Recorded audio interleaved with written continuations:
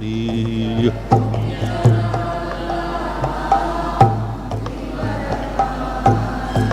Yasodanandana Brajajandaranjanaya Yamunatira Vanachari Yamunatira Vanachari Jaya Radha Madhava Kunja Bihari Jaya Radha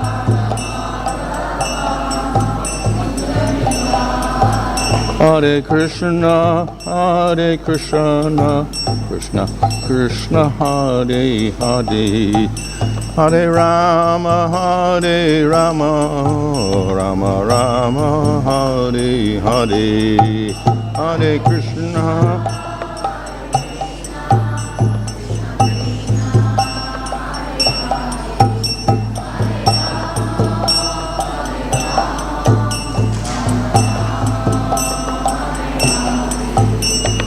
Prabhupada, Prabhupada, Prabhupada Jaya, Prabhupada Jaya.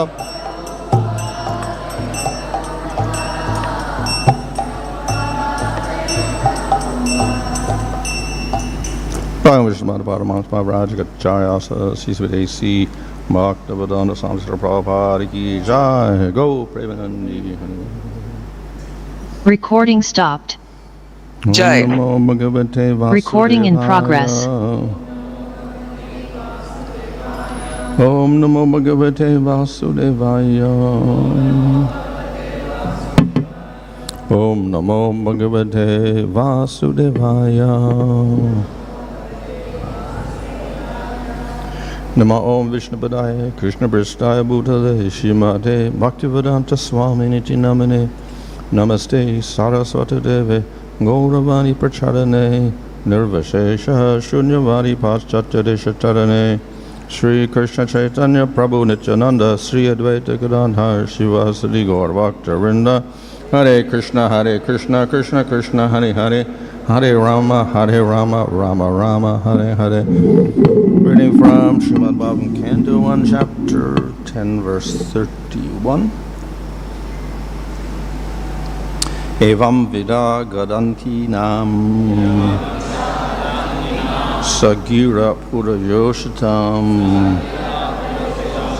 nirīkṣaṇenābhinandan sa-smitena yayau hariḥ.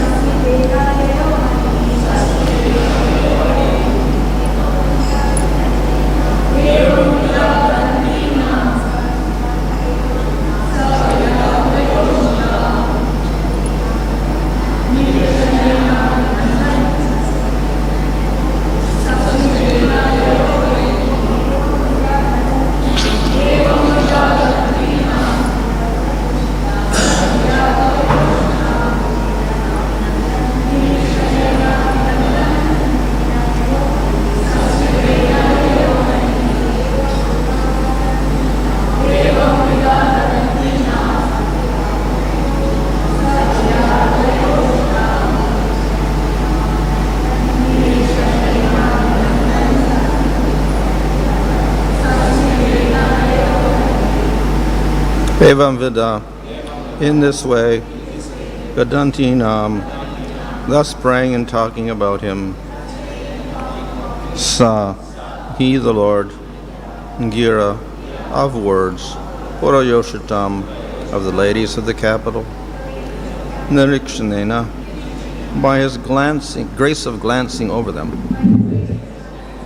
abhinandan, greeting them, sa-smitena, with a smiling face, yayau, departed, hariḥ, personality of Godhead. Translation: while the ladies of the capital, Hastināpura, were greeting him and talking in this way, the Lord, smiling, accepted their good greetings, and casting the grace of his glance over them, he departed from the city. Text 32. Maharaja Yudhishthira, although no one's enemy, engaged 4 divisions of defense, horse, elephant, chariot, and army, to accompany Lord Krishna, the enemy of the Asuras. The Maharaj did this because of the enemy and also out of affection for the Lord. Purport. Natural defense measures are horses and elephants combined with chariots and men. Horses and elephants are trained to move to any part of the hills or forests and plains. The charioteers could fight with many horses and elephants by the strength of powerful arrows, even up to the standard of the Brahmastra, similar to modern atomic weapons. Maharaja Yudhishthira knew well that Krishna is everyone's friend and well-wisher, yet there were asuras who were by nature envious of the Lord. So out of fear of attack from others and out of affection also, he engaged all varieties of defensive forces as bodyguards of Lord Krishna. If required, the Lord himself was sufficient to defend himself from the attack of others who counted the Lord as their enemy, but still he accepted all the arrangements made by Maharaja Yudhishthira because he could not disobey the king, who was his elder cousin. The Lord plays the part of a subordinate in his transcendental sport, and thus sometimes he puts himself in the care of Yasoda Mata for his protection in his so-called helplessness of childhood. That is the transcendental lila or pastime of the Lord. The basic principle for all transcendental exchanges between the Lord and his devotees is exhibited to enjoy a transcendental bliss for which there is no comparison, even up to the level of Brahmananda. So this concludes the verses of praise of Krishna by the women of Hastināpura.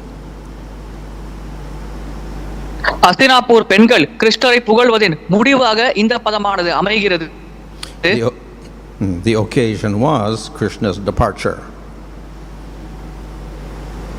இங்கே நடக்கும் நிகழ்வு கிருஷ்ணர் கிளம்புகிறார். So here it says, then at the end here, hariḥ yayau. He left. The Lord left. பகவான் கிளம்பி விட்டார் என்பதை ஹரி யயோ என்று குறிப்பிடுகிறார்கள். But how did he leave? He acknowledged the praises of these women, and he glanced at them and he smiled. எப்படி அவர் கிளம்பினார்? இந்த பெண்களின் புகழ்ச்சியை ஏற்றுக்கொண்டார், அவர்கள் மீது தன்னுடைய திருப்பார்வையை செலுத்தினார், புன்னகை பூத்தார். So they expressed their devotion, which is also a type of service, as a kirtan, and he responded to that by his smiles and his glances. kirtanam போல தங்களுடைய பக்தியை அவர்கள் வெளிப்படுத்தினார்கள். அது பக்தி சேவையாக கருதப்படுகிறது. பகவான் தன்னுடைய புன்னகை மூலமாக அதற்கு பதிலளித்தார். So this was a type of service. இது ஒரு வகையான சேவை. We speak of devotional service, and some of those services look not so much like service. பக்தி சேவையை பற்றி நாம் பேசுகிறோம். சில விஷயங்கள் அதில் சேவை போல தெரிவதில்லை. We think of sweeping the floor or something as service. தரையை துடைப்பது போன்றவைதான் சேவைகள் என்று நாம் கருதுகிறோம். But all of these angas of bhakti, 64 angas, are devotional service. பக்தியின் 64 அங்கங்களும் பக்தி சேவைதான். So in other words, that word service has a wider meaning. சேவை என்ற வார்த்தைக்கு விரிவான அர்த்தம் உள்ளது. And in fact, the widest meaning of all would be represented by the phrase Krishna Anusilanam. Krishna அனுசீலனம் என்பதே இந்த விரிவான அர்த்தத்தின் மிக மிக விரிவான அர்த்தத்தை வெளிப்படுத்துகிறது. Anusilanam means cultivation. அனுசீலனம் என்றால் வளர்ப்பது. So we cultivate a relationship with Krishna. That is called bhakti. பகவான் கிருஷ்ணரோடு ஒரு உறவு முறையை வளர்த்துக் கொள்கிறோம், அது பக்தி என்று அழைக்கப்படுகிறது. So if we say service, then we'll think everything very active. சேவை என்றால் உடல் சார்ந்த சேவையை பற்றி நாம் சிந்திக்கிறோம். So the definition of sadhana bhakti is engage the senses in serving the Lord. சாதன பக்தியின் விளக்கம் புலன்களை பரமபுருஷ பகவான் சேவையில் ஈடுபடுத்துவது. But even some of these active services with the senses are not so active because it includes the mind. புலன்களை வைத்து செய்யும் சேவை கூட அவ்வளவு உத்வேகத்துடன் செய்யப்படுவதில்லை, ஏனென்றால் அதில் மனம் ஈடுபடுகிறது. How do you serve the Lord with the mind? By thinking of the Lord. Smaranam, jhana. So these are services, but we don't think of them as services. மனதின் மூலமாக பகவானை நினைப்பது, ஸ்மரணம் செய்வது ஒரு சேவையாகும். அதை நாம் சேவையாக கருதுவதில்லை, ஆனால் அது உண்மையில் சேவைதான். In fact, it is also said in Nectar Devotion that all of the angas of devotional service, all of these activities are meant to remember the Lord all the time. So it's actually ultimately something in the mind, the service. பக்தி சேவைகள் அனைத்தும் இறுதியாக பகவானை மரணம் செய்து நினைவில் வைத்துக் கொள்ளத்தான் என்று பக்தி ரசம சிந்துவில் குறிப்பிடப்படுகிறது. எனவே இறுதியாக அந்த சேவைகள் அனைத்தும் மனதின் தொடர்பில் இருக்கிறது. So service may mean using the hands and feet, etc., but we also use the mind, we also use the voice. கைகள் கால்களை பயன்படுத்தி நாம் சேவை செய்யலாம், மனதை பயன்படுத்தியும் குரலை பயன்படுத்தியும் நாம் சேவை செய்யலாம். So remembrance of the Lord called Smaranam, it's a service to the Lord. பகவானை நினைவில் வைத்துக் கொள்வது ஸ்மரணம் என்று அழைக்கப்படுகிறது. அது பகவானுக்கு செய்யும் ஒரு சேவையாகும். So that is using the mind. இது மனதை பயன்படுத்தி செய்யப்படுகிறது. But we also use the voice. That may be singing for the Lord, kirtan, etc. நாம் நம்முடைய குரலையும் பயன்படுத்துகிறோம், பகவானிற்காக கீர்த்தனம் பாடுகிறோம். Or even recitation of Srimad Bhagavatam is kirtan. பாகவதத்தை படிப்பதே ஒரு கீர்த்தனம் தான். So Nectar Devotion also mentions that Sukadeva Goswami attained his perfection by kirtan. What was his kirtan? Reciting Bhagavatam to Parikshit.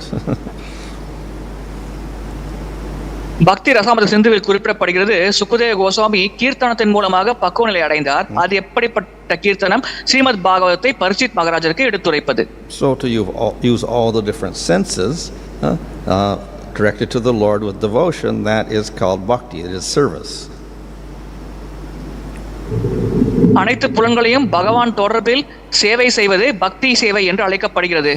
And thus having darshan of the Lord is service also, using the eye. கண்களை பயன்படுத்தி பகவானின் தரிசனத்தை நாம் பெற்றாலும் அதுவும் பக்தி சேவையாக கருதப்படுகிறது. Taking prasadam is devotional service. பிரசாதத்தை உட்கொள்வது ஒரு பக்தி சேவையாகும். So in other words, the word service is a little bit general here. It's not just washing the floors and stuff like that. சேவை என்பது ஒரு பொதுவான வார்த்தை. தரை துடைப்பது போன்ற அளவில் மட்டும் இருக்கும் என்று நாம் கருதக்கூடாது. So we can call it service because these are all activities in which the intention of the devotee is to please the Lord. இந்த செயல்கள் மூலமாக பக்தர் பகவானை திருப்திப்படுத்த வேண்டும் என்று ஆசைப்படுகிறார். இதனால் இந்த செயல்களை நாம் சேவைகள் என்று அழைக்கிறோம். So we please the Lord by sweeping the floor. தரையை துடைப்பதன் மூலமாக நாம் பகவானை திருப்திப்படுத்துகிறோம். But we also please the Lord by using our eye to look at the form of the Lord. கண்களை பயன்படுத்தி பகவானின் வடிவத்தை காண்பதற்கு நாம் பயன்படுத்தும் பொழுது அப்பொழுதும் நாம் பகவானை திருப்திப்படுத்துகிறோம். When we see the form of the Lord, then we admire his beautiful form. பகவானின் வடிவத்தை நாம் பார்க்கும் பொழுது அவருடைய அழகிய அழகை நாம் ரசிக்கிறோம், அதில் மூழ்குகிறோம். And when we glorify the Lord using words with our voice, then again we are pleasing the Lord by describing His form, qualities and activities. குரலை பயன்படுத்தி பகவானின் அழகிய வடிவம் மற்றும் நாம ரூப குண நிலைகளை பற்றி நாம் விளக்கும் பொழுது மீண்டும் அந்த செயல் மூலமாக பகவானை திருப்திப்படுத்துகிறோம். And it is all done for pleasing the Lord. இவை அனைத்தும் பகவானை திருப்திப்படுத்துவதற்காகவே செய்யப்படுகிறது. If we do it not for the pleasure of the Lord, we don't call that bhakti. பகவானின் திருப்திக்காக நாம் அதை செய்யாவிட்டால் அதை நாம் பக்தி என்று அழைக்க முடியாது. Shishupala or Kamsa also serve the Lord with their senses. They look at the Lord, they describe the Lord, they call out His name, they use their senses, but it's not bhakti. சிசுபாலனும் கம்சனும் கூட தங்களுடைய புலன்களை பயன்படுத்தி பகவானை பார்த்தார்கள், பகவானின் நாமத்தை அழைத்தார்கள், ஆனால் அது பக்தி என்று கருதப்படுவதில்லை. Certainly they're cultivating a relationship of hatred with the Lord, so there's Krishna Synonyms. நிச்சயமாக வெறுப்பு என்ற முறையில் அவர்கள் பகவானோடு ஒரு உறவு முறையை வளர்த்துக் கொள்கிறார்கள், அது கிருஷ்ண அனுசீலனம் என்று அழைக்கப்படுகிறது. But the other word used is anukulyena, and that's no anukulyena in their engagement of their senses. அனுகூலியன என்ற இன்னொரு வார்த்தை பயன்படுத்தப்படுகிறது. அவர்கள் புலன்களை பயன்படுத்தும் பொழுது அனுகூலியன இருப்பதில்லை. So bhakti means we engage their senses directed to the Lord, but with favorable attitude.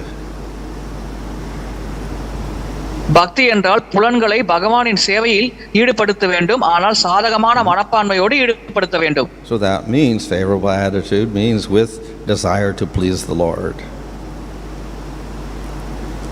சாதகமான மனப்பான்மை என்றால் பகவானை திருப்திப்படுத்த வேண்டும் என்ற ஆசையோடு செய்வது.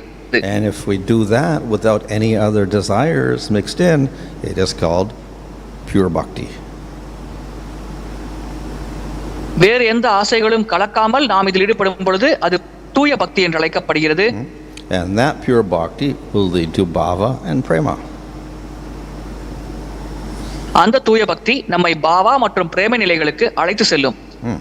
If we engage the senses favorably, but it's not completely free of other desires, then we don't get prema. நாம் புலன்களை மட்டும் சாதகமாக பயன்படுத்தி மற்ற ஆசைகளிலிருந்து விடுபடாவிட்டால் நமக்கு பிரேமை கிடைக்காது. So therefore, even before discussing sadhana bhakti, Rupa Goswami gives this definition at the beginning. சாதன பக்தியின் விளக்கத்தை தருவதற்கு முன்னாலேயே தொடக்கத்திலேயே ரூப கோஸ்வாமி இதன் விளக்கத்தை தருகிறார். And this definition applies to sadhana bhakti, bhava bhakti and prema bhakti. இந்த விளக்கம் சாதன பக்தி, பாவ பக்தி மற்றும் பிரேம பக்தி நிலைகளுக்கும் பொருந்தும். So we can do the same activity. We can do kirtan and sadhana in bhava or prema. ஒரே செயலை நாம் பாவ நிலை, பிரேம நிலை, சாதன நிலை போன்ற நிலைகளில் செய்யலாம். கீர்த்தனத்தை பாவ, பிரேம, சாதன பக்தியில் செய்யலாம். Same definition should be anukulyena, should be anya-abhilasha shunya. அனைத்திற்கும் ஒரே விளக்கம் தான் அனுகூலியன, அன்யாபிலஷித சூன்யம். Difference is that in sadhana we do have anarthas. வித்தியாசம் என்னவென்றால் சாதன பக்தியில் நம்மிடையே அனர்த்தங்கள் இருக்கும். In bhava there are few anarthas. பாவ நிலையில் சிறிதளவு அனர்த்தங்கள் இருக்கும். In prema no anarthas. பிரேம நிலையில் அனர்த்தங்களே இருக்காது. But it's the same kirtan, it's the same darshan, it's the same smaranam, etc. ஆனால் கீர்த்தனம் அதே கீர்த்தனம் தான், தரிசனம் அதே தரிசனம் தான், ஸ்மரணம் அதே ஸ்மரணம் தான்.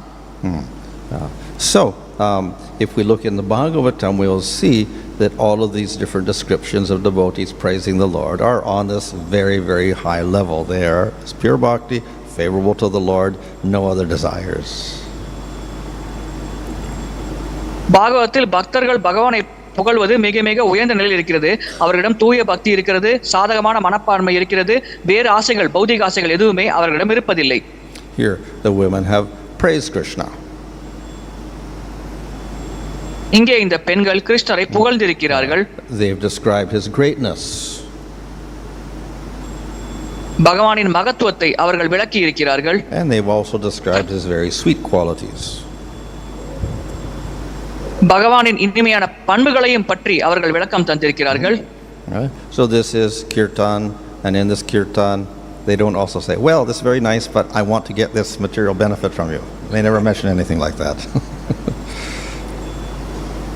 இது கீர்த்தனம் தான். இந்த அற்புதமான கீர்த்தனத்தில் இது நன்றாக இருக்கிறது, இதற்கு பிரதி உபகாரமாக எனக்கு பௌதிகமான பலன் வேண்டும் என்று அவர்கள் ஆசைப்படவில்லை.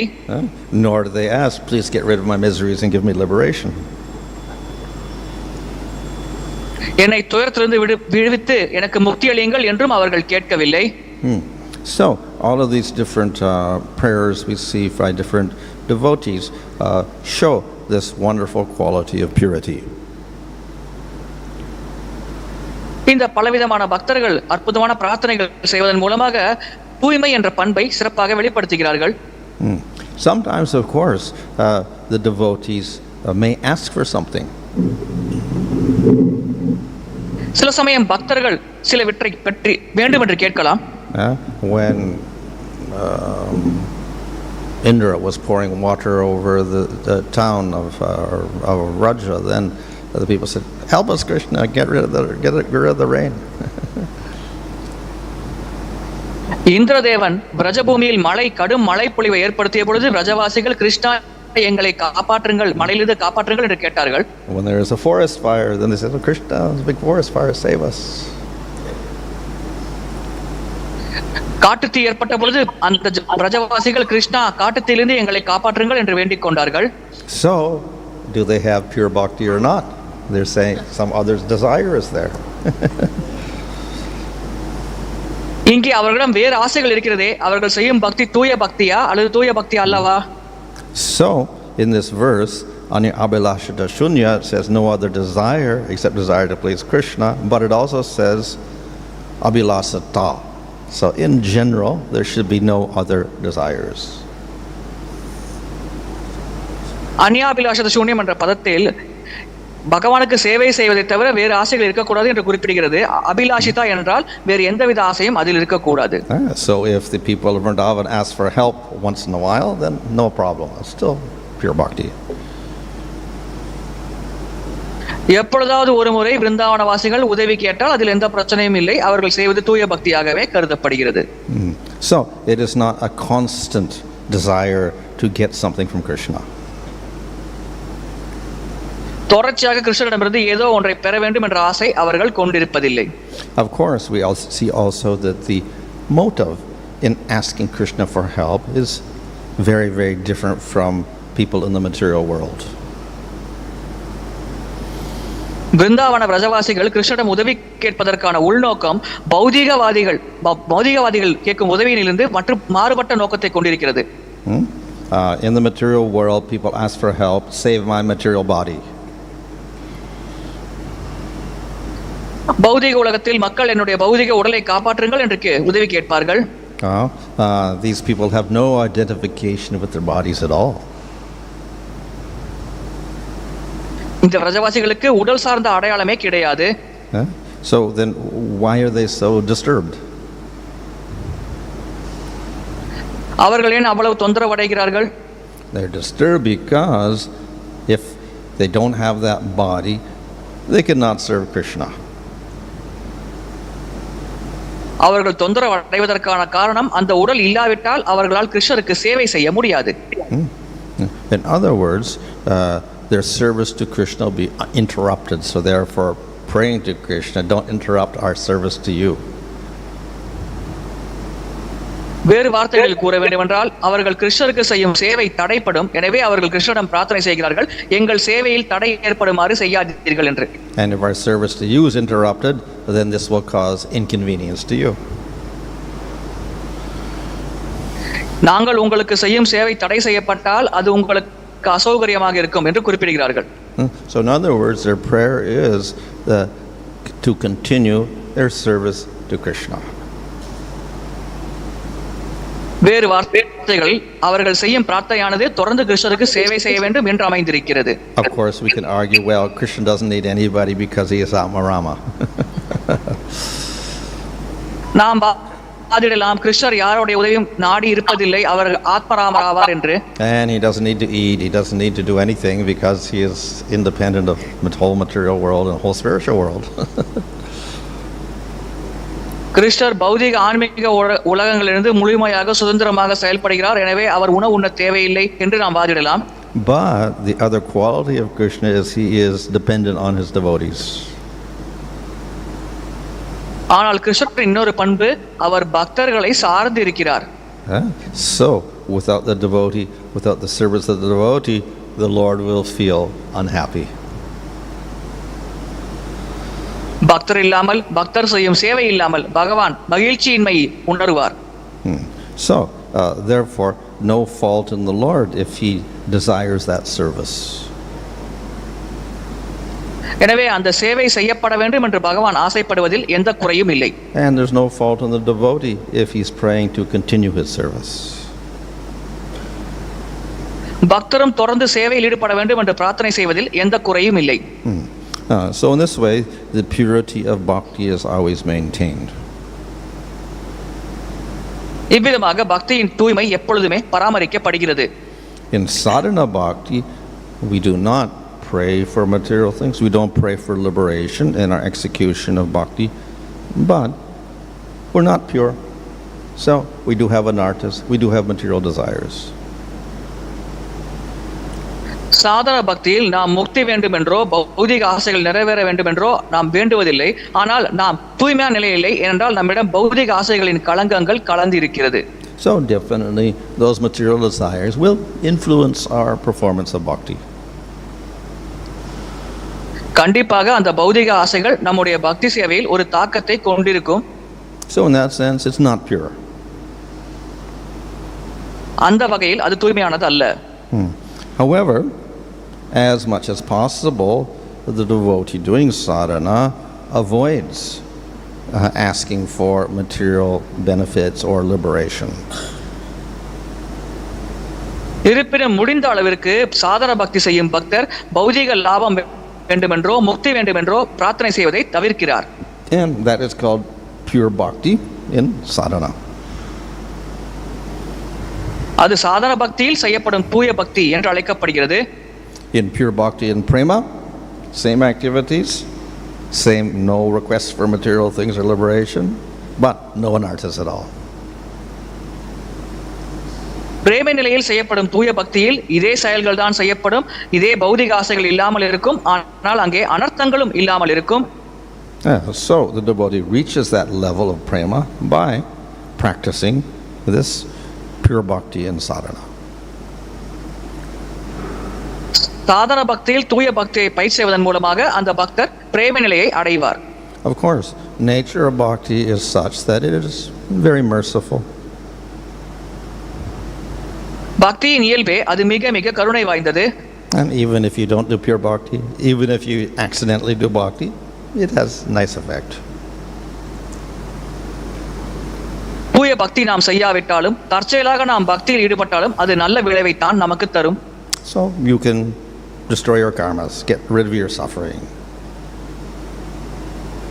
நாம் நம்முடைய கர்ம வினையை அழித்து விடலாம், துன்பத்திலிருந்து விடுபடலாம். So Krishna describes some people worship Krishna. 4 types of people worship Krishna.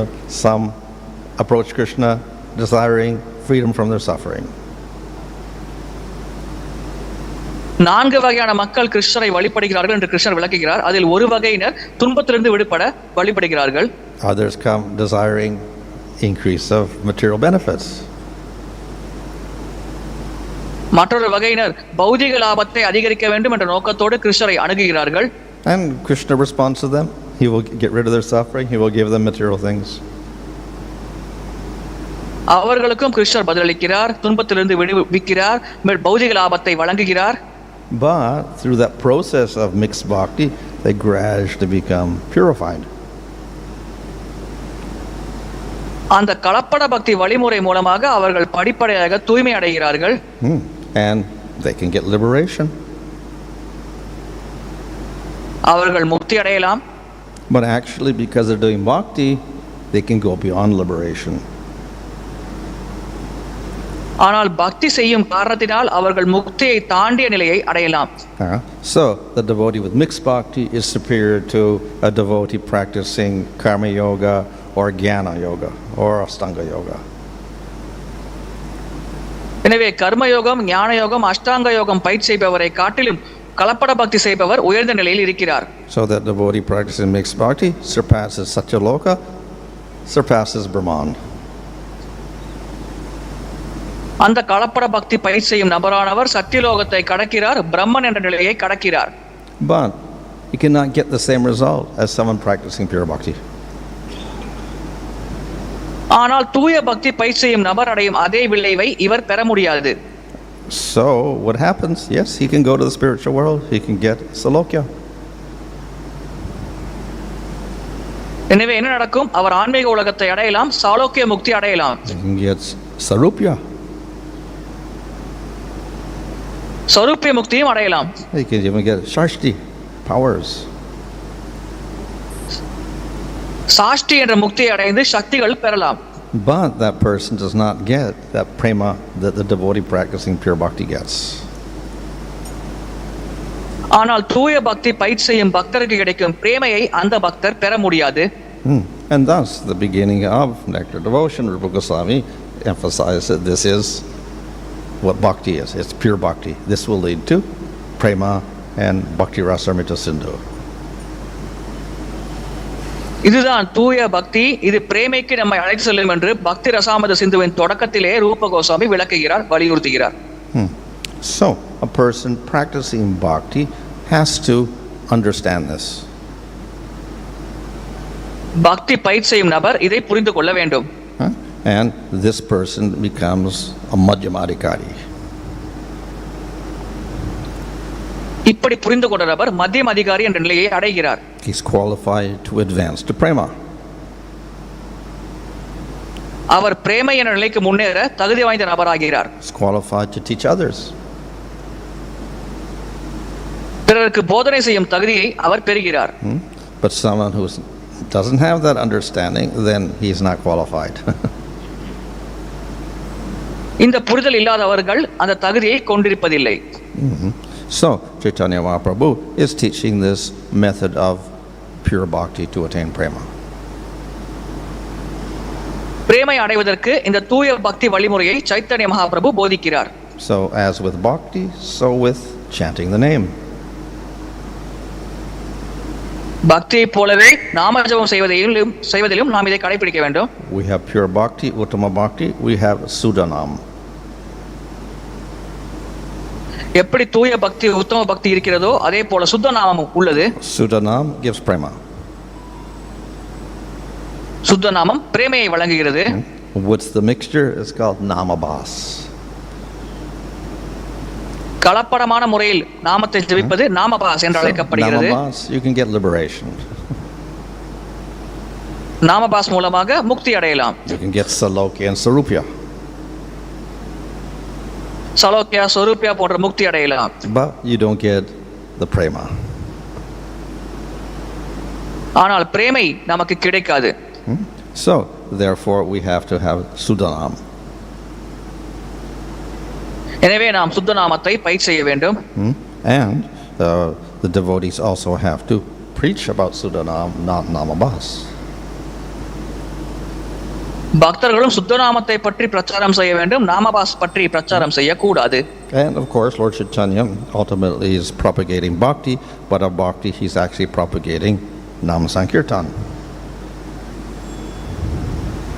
பகவான் சைத்தன்ய மகாபிரபுவும் பக்தியை பற்றிய பிரச்சாரத்தில் ஈடுபடுகிறார். ஆனால் பக்தி என்ற பிரச்சாரத்தின் மூலமாக நாம சங்கீர்த்தனத்தையே அவர் அதிகமாக பிரச்சாரம் செய்கிறார். And if we perform nam sankirtan or preach nam sankirtan, it all should be sudha, it should also be pure. நாம சங்கீர்த்தனத்தை நாம் கடைபிடித்தாலும் சரி, பிரச்சாரம் செய்தாலும் சரி, அது சுத்த நாம சங்கீர்த்தனமாக இருக்க வேண்டும். So that means the devotees have to have some knowledge. இதன் பொருள் பக்தருக்கு ஓரளவுக்கு ஞானம் இருக்க வேண்டும்.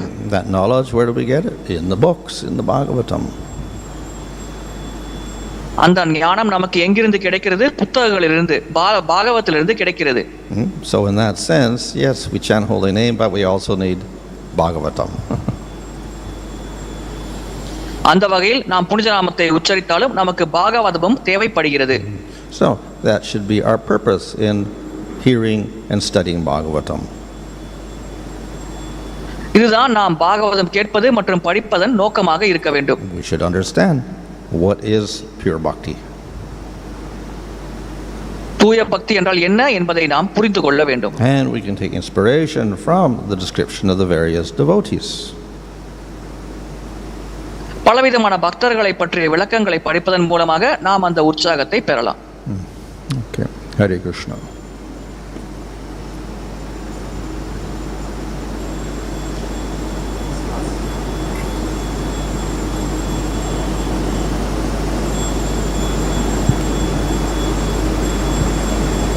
Hare Krishna Maharaj.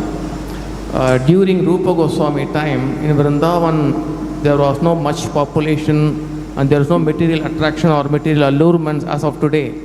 So how his words are applicable into the modern times?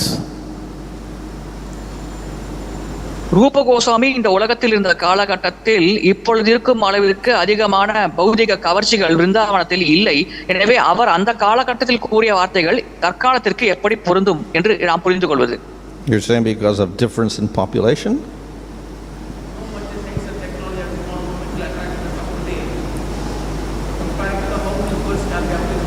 Oh, yeah.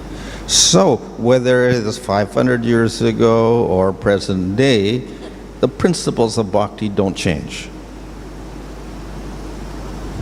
பக்தியின் கோட்பாடுகள் 500 ஆண்டுகளுக்கு முன்னாலும் சரி தற்காலத்திலும் சரி எப்பொழுதுமே மாறுவதில்லை. Our means of communicating about bhakti definitely have changed. ஆனால் பக்தியை பற்றி நாம் எப்படி மற்றவர்களுக்கு பிரச்சாரம் செய்கிறோம் என்பது கண்டிப்பாக மாற்றத்திற்கு உட்பட்டிருக்கிறது. So when the British came to India, then they introduced a printing press. So then there was a little bit of a difference there. They started producing books, scriptures.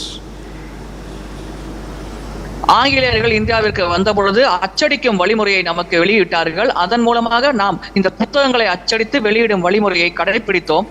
But until the time of Bhaktivinoda Thakur, people were not much interested in the Gaudiya scriptures. பக்தி வினோத் தாக்கூர் அவர்களின் காலகட்டம் வரையில் மக்களுக்கு கௌடிய சாஸ்திரங்கள் மீது அதிகமாக ஆர்வம் இருந்ததில்லை. So he began printing those works. அந்த புத்தகங்களை அவர் அச்சிட ஆரம்பித்தார். And Bhaktisiddhanta Saraswati Thakur continued that. பக்தி சித்தாந்த சரஸ்வதி தாக்கூர் அவர்கள் தொடர்ந்து அதை செய்தார். He also had his own printing presses to print works, to print newspapers and whatever. சொந்தமாக அச்சிடும் பிரஸ் ஒன்றை வைத்திருந்தார். அதன் மூலமாக பத்திரிகைகள் புத்தகங்கள் போன்றவற்றை அவர் அச்சிட்டார். But the message is the same. The knowledge is the same. It's just how we convey the knowledge. ஆனால் செய்தி ஒன்றுதான், ஞானம் ஒன்றுதான். எப்படி அந்த ஞானத்தை வழங்குகிறோம் என்பதில் தான் இங்கே வித்தியாசம் உள்ளது. And even 30 years ago, they were still, yes, printing books with little metal letters, alphabets you stick in a thing and you make a letter press and you do this way, that way. Now that's unheard of, I think. I don't know if there's any letter presses left in the world. 30 ஆண்டுகளுக்கு முன்னால் கூட புத்தகங்கள் அச்சிடும் பொழுது ஒரு உலோகத்தை பயன்படுத்தி எழுத்துக்கள் அச்சிடப்பட்டது. இப்பொழுது அதை பற்றி யாரும் கேள்விப்பட்டிருக்க கூட மாட்டார்கள். So that was replaced with offset printing instead. இப்பொழுது ஆஃப்செட் பிரிண்டிங் மூலமாக அது செய்யப்படுகிறது. But nowadays even books themselves, why we need books, why we need paper? Everything is online. தற்காலத்தில் புத்தகங்கள் காகிதம் கூட தேவைப்படுவதில்லை. அனைத்துமே ஆன்லைனில் எளிதாக கிடைக்கிறது. So the devotee can use whatever is there in the modern world, but the contents, that is the scripture itself, the message does not change. நவீன காலத்தில் பயன்படுத்தப்படும் யுக்திகளை பக்தர் கையாளலாம். ஆனால் அந்த செய்தி ஆனது அதில் மாற்றத்திற்கு உட்படுவதில்லை. Maharaj, here you are giving example of like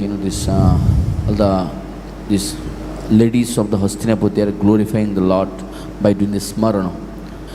And we have a Navavidha Bhakti, among the Navavidha Bhakti, that Smaranam is one of them. But to do this Smaranam needs some qualification, like controlling the mind and senses. Without it, it's very difficult. to do continuous Smarana. So question is that, but in Kali Yuga the kirtan is the main, not the Smarana. So how to reconcile this both statement? ஸ்மரணம் செய்வதற்கு தொடர்ந்து சில மனக்கட்டுப்பாடு போன்ற விஷயங்கள் தேவைப்படுகிறது. இங்கே இந்த பெண்கள் தொடர்ச்சியாக ஸ்மரணத்தில் இருந்தார்கள். கலியுக தர்மம் நாம சங்கீர்த்தனமாகும். எனவே இந்த நாம சங்கீர்த்தனம் ஸ்மரணம் இதை நாம் இந்த காலத்து அடிப்படையில் எப்படி புரிந்து கொள்வது? Yeah, definitely. We see that in Satya Yuga, dhyana was the method, using the mind. Kali Yuga, it is the voice, using kirtan, because people are not qualified. சத்தியயுகத்தில் மனதை பயன்படுத்தி தியானத்தில் ஈடுபடுவதே வழிமுறையாக கருதப்பட்டது. கலியுகத்தில் மக்களுக்கு தகுதி இல்லாத காரணத்தினால் குரலை பயன்படுத்தி கீர்த்தனம் செய்வதே வழிமுறையாக கருதப்படுகிறது. But also it is said that all the angas of bhakti ultimately mean always remember Krishna, never forget him. So there must be some mental activity along with the kirtan also. ஆனால் அனைத்து பக்தியின் அங்கங்களும் பகவானை ஸ்மரணம் செய்வதற்காகவே வழங்கப்பட்டிருக்கிறது என்று குறிப்பிடப்படுகிறது. அதன் அடிப்படையில் கீர்த்தனம் செய்யும் பொழுது நம்முடைய மனதளவிலும் ஏதோ ஒரு செயல்பாடு நாம் செய்தாக வேண்டும். It is also said that yes, kirtan is the method, but within kirtan there is also smaranam and shravanam.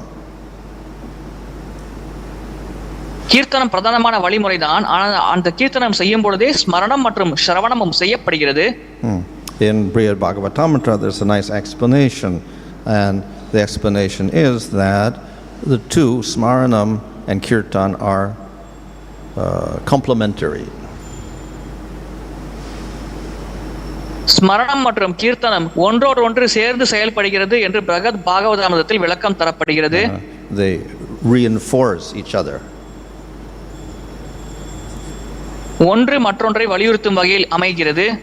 And by the Smaranam, your kirtan becomes better. ஸ்மரணத்தின் மூலமாக நாம் சிறப்பாக கீர்த்தனம் செய்ய முடிகிறது. By the kirtan, the Smaranam becomes better. கீர்த்தனத்தின் மூலமாக நம்முடைய ஸ்மரணம் அதிகமாக முன்னேறுகிறது. We see in Raganuga Bhakti, the Smaranam becomes more important. Raganuga பக்தியில் ஸ்மரணம் மிக முக்கியமானதாக கருதப்படுகிறது. And that develops into dharana, and then dhyana, and then samadhi. அது படிப்படியாக வளர்ந்து தாரணா, தியானா மற்றும் சமாதி என்ற நிலையை அடைகிறார்கள். So we can never separate kirtan from smaranam. கீர்த்தனத்தையும் ஸ்மரணத்தையும் எப்பொழுதும் நாம் பிரிக்க முடியாது. You are explaining this without any desire, that how to understand that sometime devotees ask the question that devotees sometimes remember only the spiritual master. What? Devotees remember the spiritual master instructions or the spiritual master, how to serve the spiritual master. So can you also call them also it is without desire? Can you also call this kind of person is without desire? He is only thinking the spiritual master. No. ஆன்மீக குருவின் கட்டளைகளை நிறைவேற்ற வேண்டும் என்ற ஆசை மட்டும் கொண்டிருக்கும் நபர் பௌதிக ஆசைகள் இல்லாத நபர் என்று கூறலாமா? Well, ideally the spiritual master should give instructions so you remember Krishna all the time. ஆன்மீக குருவின் உபதேசங்கள் எப்பொழுதும் ஒரு சீடர் கிருஷ்ணரை நினைவில் வைத்துக் கொள்ளும் வகையில் அமைந்திருக்க வேண்டும். So devotion of the spiritual master and remembrance of the spiritual master should lead to remembering Krishna. If it doesn't, that means something is wrong with your worship and your memory. It's material. ஆன்மீக குருவை நினைவில் வைத்துக் கொள்வது, அவருடைய கட்டளைகளை கடைபிடிப்பது, இறுதியாக கிருஷ்ணரை நினைவில் வைத்துக் கொள்ள உதவ வேண்டும். அவ்விதமாக அது செயல்படாமல் பௌதிக ரீதியாக அது செயல்படக்கூடாது. So in other words, we can never separate Guru and his instructions from instructions of scripture and from Krishna. வேறு வார்த்தைகளில் கூற வேண்டும் என்றால் கிருஷ்ணரின் உபதேசங்கள் மற்றும் சாஸ்திரங்களில் இருந்து குரு மற்றும் அவருடைய உபதேசத்தை எப்பொழுதும் நாம் பிரித்து பார்க்க முடியாது. If they become separate, then it's useless. அவ்விதமாக பிரித்து பார்த்தால் அது பயனற்றதாகிறது. There is a statement that someone asked question to Srila Prabhupada that how do you remember your spiritual master? How often you remember your spiritual master? Srila Prabhupada said that I never forgot my spiritual master. What do you mean by this? Is it an instruction or something else? பிரபுபாதரிடம் ஒரு சீடர் கேட்டார், எப்பொழுதெல்லாம் நீங்கள் ஆன்மீக குருவை நினைவில் வைத்துக் கொள்வீர்கள்? அடிக்கடி நினைவு வைத்துக் கொள்வீர்கள் என்று. அதற்கு பிரபுபாதர் நான் எப்பொழுதுமே ஆன்மீக குருவை மறப்பதில்லை என்று குறிப்பிட்டாரே. எனவே இதன் பொருள் அவர் உபதேசங்களை கடைபிடிக்கிறார் என்று புரிந்து கொள்ளலாமா? Yeah. So when we remember the spiritual master, we have to remember the spiritual master's instructions. ஆன்மீக குருவை நாம் நினைவில் வைத்துக் கொள்ளும் பொழுது அவருடைய உபதேசங்களையும் நாம் நினைவில் வைத்துக் கொள்ள வேண்டும். And what is the spiritual master's instructions? ஆன்மீக குருவின் உபதேசங்கள் என்ன? To serve the lotus feet of Radha and Krishna. Radha மற்றும் கிருஷ்ணரின் திருத்தாமரை பாதத்திற்கு சேவை செய்வது. So Prabhupada quoted this verse, Vyavasatmaka buddhi. வியவசாத்மிக புத்தி என்ற பதத்தை பிரபுபாதர் மேற்கோள் காட்டுகிறார். And then he said he got inspired by Vishnu Chakravarti's commentary there. அங்கே விஷ்ணு சக்கரவர்த்தி அவர்களின் விளக்க உரையின் மூலமாக அவர் உற்சாகம் அடைந்ததாக பிரபுபாதர் கூறுகிறார். So Vyavasatmaka buddhi means the intelligence and the mind are completely fixed and not deviating. மனதின் புத்தி கூர்மை ஒரு இடத்தில் நிலை பெற்றிருக்கிறது, விலகி செல்லாமல் இருக்கிறது. இதுதான் விவசாயமிக புத்தி என்று அழைக்கப்படுகிறது. Yeah. So in that purport then Vishnu Chakravarti says, therefore you should have fixed devotion or fixed intelligence on the instruction of Guru. குருவின் உபதேசத்தில் உங்களுடைய புத்தி கூர்மையை நிலை பெற்றிருக்க வைத்திருக்க வேண்டும் என்று விஸ்வநாத தாக்கூர் அவர்கள் விளக்குகிறார். But he also explains what is the instruction of Guru. ஆனால் குருவின் உபதேசம் என்ன என்றும் அவர் விளக்கம் தருகிறார். And then the instruction of Guru is serve the lotus feet of Radha and Krishna. குருவின் உபதேசம் ராதா மற்றும் கிருஷ்ணரின் திருத்தாமரை பாதத்திற்கு சேவை செய்வது. There is a question in sadhana bhakti, bhava bhakti and prema bhakti. In all three processes, in all this process is same, chanting, remembering, etc. But how the devotional status elevation take place? How the devotional status elevation take place? How the elevation takes place from sadhana to bhava to prema? Because process is same. சாதன பக்தி பாவ பக்தி பிரேம பக்தியில் நாம் கடைபிடிக்கும் வழிமுறை நாம சங்கீர்த்தனம் தான். ஆனால் அந்த பக்தி எப்படி உயர்கிறது, அதை நாம் எப்படி புரிந்து கொள்வது? So the comparison is to a plant. A seed is planted, we water, it grows, it gets leaves, it gets flowers, it gets fruit. இதை ஒரு செடி வளர்வதோடு நாம் ஒப்பிடலாம். செடிகள் விதையானது விதைக்கப்படுகிறது, நீரூற்றப்படுகிறது, செடி வளர்கிறது, இலைகள் மலர்கிறது. So we keep watering in the same way, giving it sunlight and whatever in the same way. தொடர்ந்து நாம் சூரிய ஒளியில் நீரூற்றுகிறோம், தொடர்ந்து செய்கிறோம். So by these practices, first in sadhana and then in bhava, not practices anymore, but in because of the sadhya, in bhava and prema, these activities of bhakti, the bhakti grows and transforms. சாதன பக்தியில் பக்தி செயல்பாடுகள் பயிற்சி செய்யப்படுகிறது. பாவா மற்றும் பிரேம நிலையில் அது சாதனை அல்லது பயிற்சி என்று கருதப்படாது, அது படிப்படியாக வளர்கிறது. So the activities of bhakti and sadhana make the bhakti grow. சாதன பக்தியில் நாம் செய்யும் செயல்பாடுகள் அந்த பக்தியை வளர செய்கிறது. And then it becomes a flower and a fruit in terms of bhava and prema. பாவா மற்றும் பிரேம நிலைகள் அடையும் பொழுது அது அந்த பாவா பிரேம நிலைகள் மலர் மற்றும் பழங்களாக கருதப்படுகிறது. You are saying that if someone has a desire, and with desire if someone perform the bhakti, then the destination is like a salikka, sharippa, sasti, samipya. He get this. But the process of bhakti itself, it purify the person. Then how can he, goes there?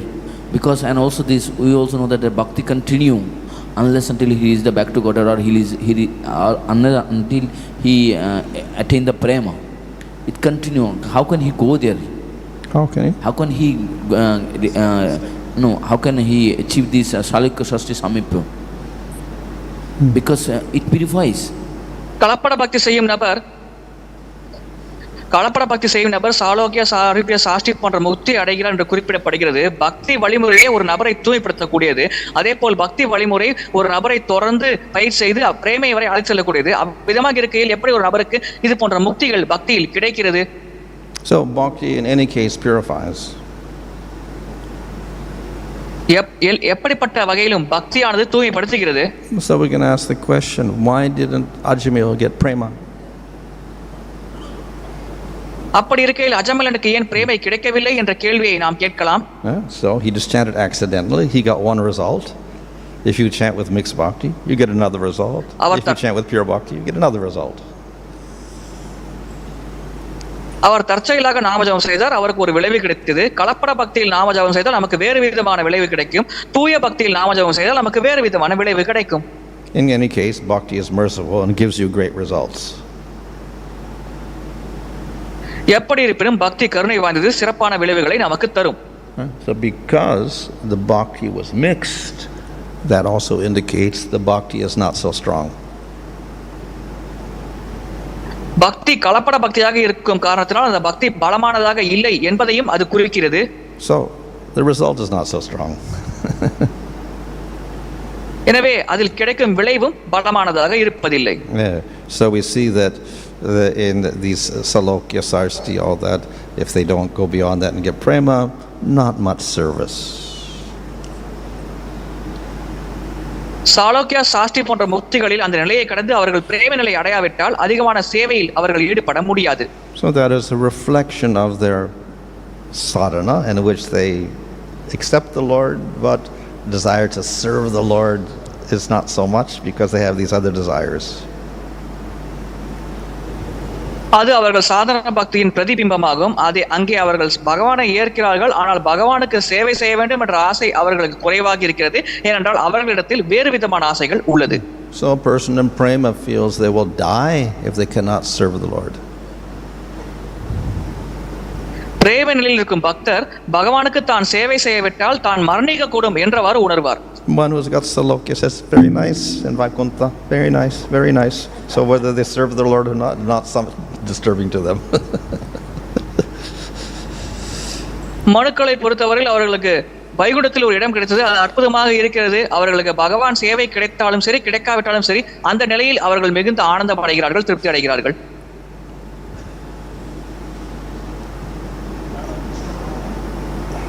Hare Krishna Maharaj. உணர்வுள்ள ஜீவாத்மா பிரம்மனில் நிலை பெறும் பொழுது சூட்சமமான புலன்களும் மற்ற நிலையிலையும் குணம் இல்லாமலும் ரூபம் இல்லாமலும் இருக்கிறது எப்படின்றது கொஞ்சம் புரிந்து கொள்ள கஷ்டமாக இருக்குது. மீண்டும் அந்த ஜீவாத்மா பௌதிக நிலைக்கு வீழ்ச்சி அடைகிறதுக்கும் ஆன்மீகத்தை நோக்கி முன்னேறதுக்கும் எது காரணமாக இருக்குது? When a subtle jiva reaches Brahma stage, there its subtle senses and gross senses does not function. So to understand this is very difficult.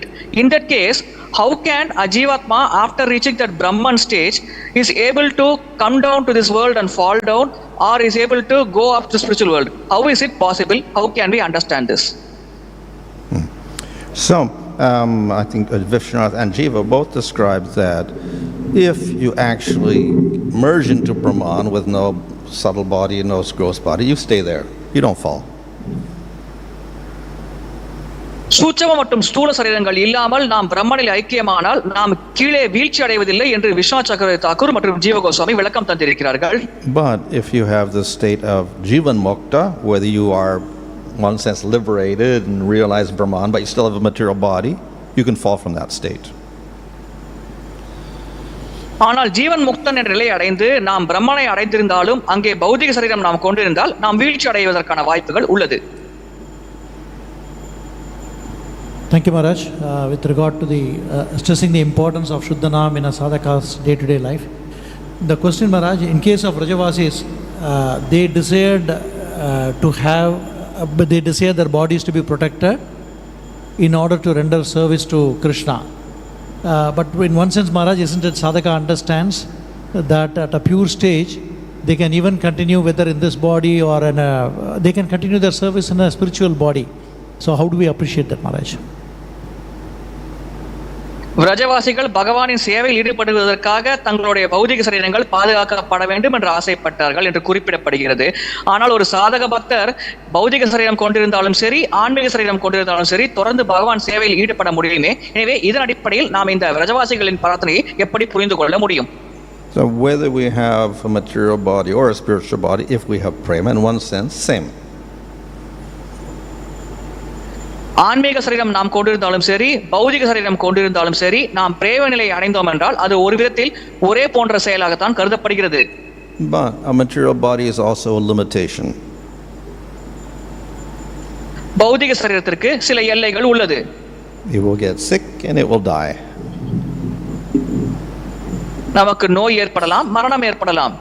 So then you have to get another body in order to experience your prema again. மீண்டும் பிரேமை அனுபவிக்க நாம் இன்னொரு சரீரத்தை ஏற்றாக வேண்டும்.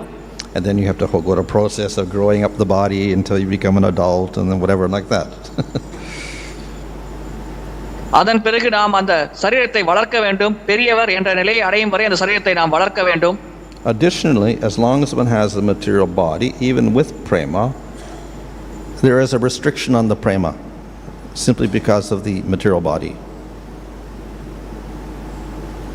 ஒரு பௌதிக சரீரத்தை கொண்டிருக்கும் நபர் பிரேம நிலை அடைந்தால் கூட அந்த பிரேமை ஒரு எல்லைக்கு உட்பட்டே செயல்படுகிறது. ஏனென்றால் பௌதிக சரீரம் ஒரு எல்லைக்கு உட்பட்டே செயல்படக்கூடிய சக்தி கொண்டது.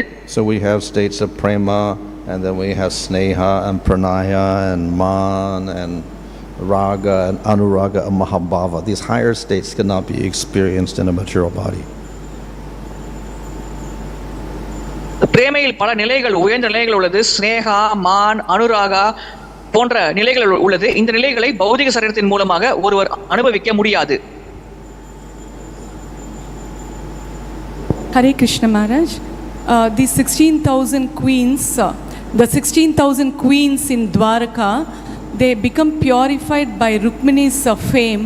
What does this statement mean, Maharaj? Jiva Goswami tells in Preeti Sandarbha that these 16,000 queens, they are becoming pure by Rukmini's fame.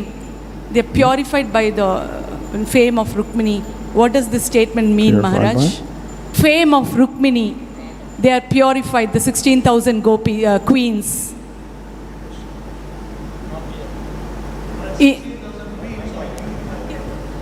Well, I suppose, I don't remember the quotation, but obviously a devotee, if they remember another pure devotee, they get purified.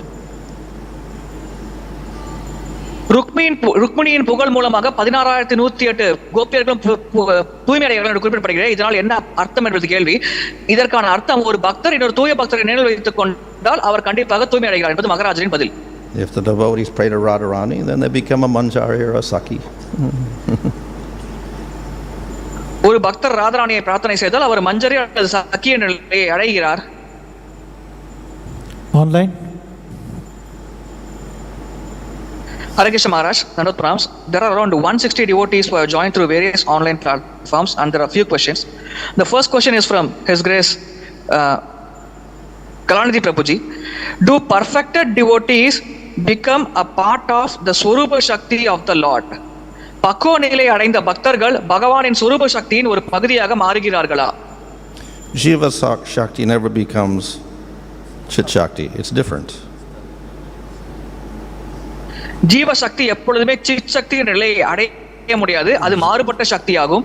Jiva remains Jiva, but in the state of prema, he gets a portion of Hladini and Samvit, which is part of the Chit Shakti. ஜீவாத்மா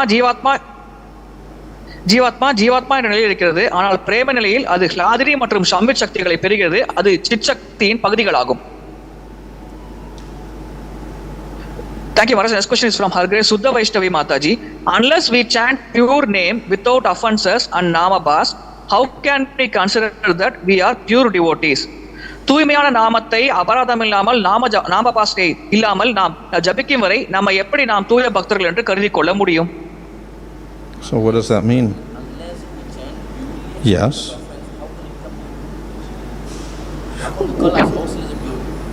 Well, yeah, Suddha means no abhas, no offense.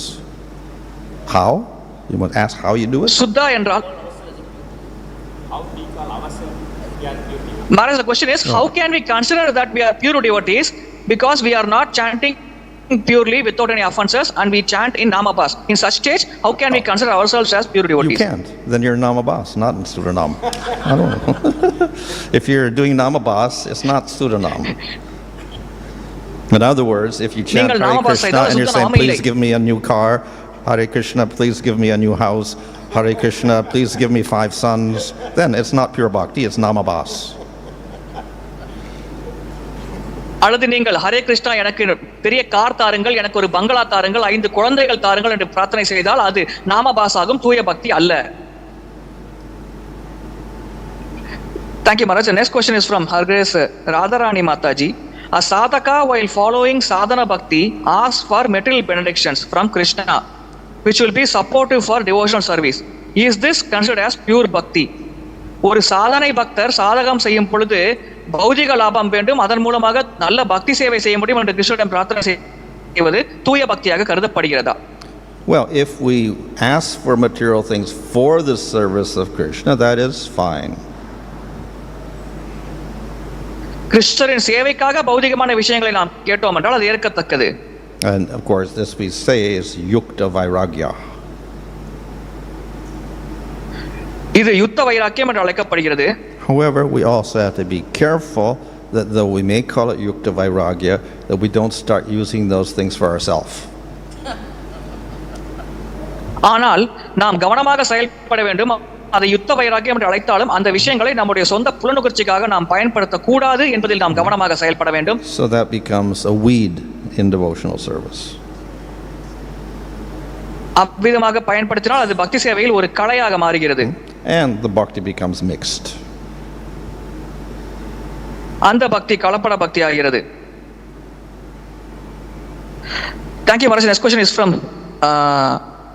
Jiva receives the seed of bhakti by following the books and instructions of acharyas. Does the Jiva receive the seed of bhakti by following books and instructions of acharyas or by the association of devotees? ஜீவாத்மாக்களுக்கு பக்தியின் விதை சாஸ்திரங்கள் படிப்பதன் மூலமாக, ஆச்சாரியர்கள் உபதேசம் மூலமாக கிடைக்கிறதா அல்லது பக்தர்கள் சங்கம் மூலமாக கிடைக்கிறதா? Well, the seed of bhakti is planted by mercy of Guru and Krishna if you have faith. நம்பிக்கை இருந்தால் இந்த பக்தி விதையானது கிருஷ்ணர் மற்றும் குருவின் கருணையால் நமக்கு கிடைக்கிறது. So that faith means you're not practicing yet. அந்த நம்பிக்கை என்று நாம் கூறும் பொழுது நாம் பயிற்சியில் இன்னும் ஈடுபடவில்லை என்று பொருள்படுகிறது. You're not studying scriptures yet. அப்பொழுது நாம் சாஸ்திரம் படிப்பதில் ஈடுபடவில்லை. But we have a conviction. Yes, the scriptures are nice, the devotees are nice, I will follow their instructions. ஆனால் நம்மிடம் திடமான மன உறுதி இருக்கிறது, சாஸ்திரங்கள் நன்றாக இருக்கிறது, பக்தர்கள் நன்றாக இருக்கிறார்கள், எனவே நாம் பக்தி செய்ய வேண்டும் என்ற மன உறுதி இருக்கிறது. So after we have the faith, we follow the instructions of the devotees and we begin to read the scriptures and we begin to practice bhakti. We got the seed. That's where we get the seed from. நம்பிக்கை ஏற்பட்ட பிறகு பக்தர்கள் உபதேசத்தை கடைபிடிக்கிறோம், சாஸ்திரங்களை படிக்கிறோம், பக்தி விதிமுறைகளை கடைபிடிக்கிறோம், அதுதான் நமக்கு பக்தியின் விதை கிடைக்கிறது என்று பொருள்படுகிறது, அழைக்கப்படுகிறது. Thank you, Maharaj. Next question is from His Grace Kalyan Kumar Prabhu. Prasadam happens to be an important source of ajnana sukriti. Being the case, how to understand the practice of charging money for prasadam? பிரசாதம் அஞ்ஞான சுக்ருத்தின் முக்கியமான மூலமாக கருதப்படுகிறது. அவ்விதமாக இருக்கையில் பிரசாதத்திற்கு கட்டணம் வசூலிக்கிறார்களே, இதை நாம் எப்படி புரிந்து கொள்வது? So some people will not take things for free. சில மக்கள் இலவசமானவற்றை பெற மாட்டார்கள். In fact, they want to pay a lot of money for something. அவர்கள் சிலவற்றை பெறுவதற்கு அதிகமான பணத்தை செலவிட வேண்டும் என்று ஆசைப்படுவார்கள். So however they get the prasadam, whether it is free or not free or high priced or low priced, if they take it and eat it, fine, they get the ajnana sukriti. அவர்கள் கட்டணம் கட்டினாலும் சரி, இலவசமாக பெற்றாலும் சரி, பிரசாதத்தை அவர்கள் ஏற்றார்கள் என்றால் அவர்களுக்கு அஞ்ஞான சுக்ருதி கிடைக்கும். Thank you, Maharaj. Next question is from His Grace Suresh Srinivas Prabhuji. Scripture says not hear, you should not hear the holy name from a Avaishnava, as it is considered to be poisonous milk. However, the holy name is beyond the material influence. So how can we understand this? சாஸ்திரங்கள் குறிப்பிடுகிறது, அவைஷ்ணவர் வாயிலிருந்து நாம் புனித நாமத்தை கேட்கக்கூடாது, அது பாலில் விஷம் கலந்தது போன்றது என்று. ஆனால் புனித நாமம் ஜடத்தாக்கங்களுக்கு அப்பாற்பட்ட நிலையில் இருக்கிறதே. எனவே இதை நாம் எப்படி புரிந்து கொள்ள முடியும்? Well, like bhakti, the holy name is purely spiritual, and like Krishna, cannot be contaminated. பக்தியை போலவே புனித நாமம் ஆன்மீகமானது, கிருஷ்ணரை போலவே பக்தியும் களங்கம் அடைய முடியாதது. But still, when Krishna comes into the material world, the demons see Krishna. They don't see a spiritual body, they see a material vaishya acting like a kshatriya, pretending, cheating. பௌதிக உலகத்தில் கிருஷ்ணர் தோன்றும் பொழுது பக்தர்கள் கிருஷ்ணரை பௌதிக சரீரம் கொண்ட நபராக பார்க்கிறார்கள், அவர் ஒரு சத்திரியராக இருக்கிறார் என்று பார்க்கிறார்கள், ஏமாற்றுகிறார் என்று பார்க்கிறார்கள். But that does not change Krishna. He's always spiritual. இது கிருஷ்ணரை மாற்றுவதில்லை, அவர் எப்பொழுதுமே ஆன்மீகமானவராக இருக்கிறார். So name is also spiritual, scripture is also spiritual, but because people have coverings and anartas, they will receive it with impurity or they will broadcast it with impurity. நாமமும் ஆன்மீகமானது, சாஸ்திரங்களும் ஆன்மீகமானது. ஆனால் பக்தர்கள் இருக்கும் நிலைக்கேற்ப அவர்கள் தூய்மையோடு அதை பெறலாம், தூய்மை இல்லாமல் பெறலாம். அதற்கேற்ப அவர்கள் தூய்மையோடு பிரச்சாரம் செய்யலாம், தூய்மை இல்லாமல் பிரச்சாரம் செய்யலாம். So we have kirtan and we have microphones to broadcast the kirtan. எனவே நாம் கீர்த்தனம் செய்கிறோம், மைக்ரோஃபோன் மூலமாக அந்த கீர்த்தனத்தை பிரச்சாரம் செய்கிறோம், ஒளிபரப்பு செய்கிறோம். But some microphones are so bad that you can't hear anything when they're using the microphone. Everything is distorted. சில மைக்ரோஃபோன்கள் மோசமான நிலையில் இருக்கிறது, அங்கே நம்மால் தெளிவாக எதையும் கேட்க முடியாது, அனைத்து ஒலி அதிர்வுகளும் சிதைவடைந்து உள்ளது. Someone singing Hare Krishna, when it comes out, doesn't sound like Hare Krishna anymore. சிலர் ஹரே கிருஷ்ணா பாடும் பொழுது மைக்ரோஃபோனில் கேட்பவர்களுக்கு அது ஹரே கிருஷ்ணா போல கேட்பதில்லை. So the fault is not in the name, the fault is in the person who is delivering the name or in hearing the name. இங்கே குறையானது நாமத்திடம் இல்லை, நாமத்தை சொல்பவர் அதை கேட்பவரிடம் தான் இருக்கிறது. Thank you. The next question is from Her Grace Prema Bhakti Mataji. Is there any tool to test our bhakti, whether it is in a pure level or mixed level or with anarthas? Is there any? நம்முடைய பக்தி தூய்மையானது என்பதை பரிசோதிக்க Maharaj, is there any tool to test our bhakti and check whether it is a pure bhakti or mixed bhakti or it is a bhakti with anarthas? நம்முடைய பக்தி அனர்த்தங்கள் இருந்ததா, தூய பக்தியா அல்லது கலப்பட பக்தியா என்பதை பரிசோதிக்க ஏதேனும் ஒரு வழிமுறை இருக்கிறதா? Well, of course, the standard is set by Scripture itself. இதற்கான தரநிலை சாஸ்திரங்களில் நியமிக்கப்பட்டுள்ளது. If we don't know anything about Scripture, then we're not going to understand what is pure bhakti or mixed bhakti.